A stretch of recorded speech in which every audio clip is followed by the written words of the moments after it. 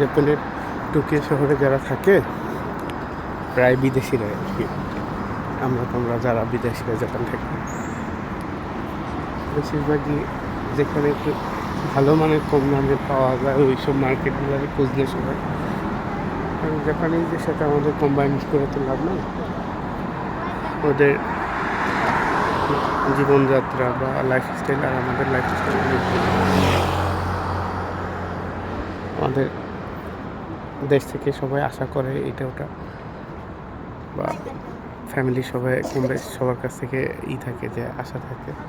আর এদের তো পিছুটার নেই, 18 বছর হয়েছে, নিজের মতো করে নিজে ইনকাম না পারলে বাপমার কাছে চাচ্ছে, তাদের আশা দিচ্ছে। আপনারা অনেকে আবার চায় না, বাপমার কাছে নিজ থেকেই করে, যা ইনকাম করে তারা ওই ইনকামটাই নিজের শপিং বাবদ নিজের খরচ ওই বিষয়গুলোয় আর কি ইউজ করে ফেলে।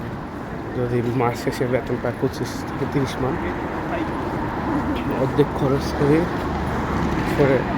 খরচ করে ফেলে। মাস শেষ না হইতে আবার ক্রেডিটের উপরে চলে যায় আর কি, ক্রেডিটের উপরে ইউজ হয়ে যায় বা ক্রেডিট ইউজ করে সবাই কম বেশি। মাস শেষে টাকা থাকে না ওদের।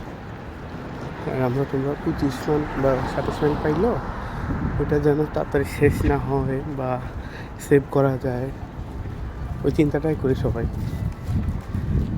তো আমাদের সাথে ওদের লাইফস্টাইল অনেক ভিন্ন, খাওয়ার দাওয়ার হইতে শুরু করে যে কোনো জিনিসই ওদের সব কিছু আলাদা আলাদা। সেজন্য মার্কেট কোথায় কম দামে আসছে, সস্তায় পাওয়া যায় ভালো মানের জিনিসেরা, ভালো কম দামে পাওয়া যাবে, মার্কেটগুলো সবাই খুঁজে। এই একটা মার্কেট সস্তার মধ্যে ভালো আর কি ডিসকাউন্ট আছে বা কিছু রিজনেবল প্রাইস। এই যে এই ব্যাগটা সব মার্কেট থেকে নিলে বা অন্যান্য জায়গা থেকে দিলে অনেক দাম নেবে, এখানে তো এত আহামরি নেবে না। 9,000 মার্কেট প্রাইস হচ্ছে 9,000, এখন সেলে চলতেছে 2,900। আকাশ পাতাল তফাৎ না বিষয়টা। তো এই জন্যে বিশেষ করে এই দোকানগুলো খুঁজে বের করা কোথায় আছে বা আছে।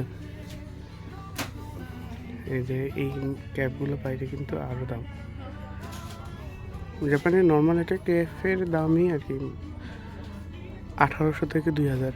আর যেগুলো ব্র্যান্ডের, এই যে এইটাস বা বিভিন্ন অন্যান্য ব্র্যান্ডের আরও ভালো কোম্পানির ক্যাফ আছে 5,000 10,000, নিচে নাই।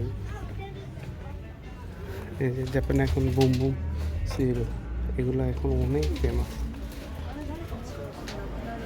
জাপানি ছিল, বাজারে অনেক ইউজ করে।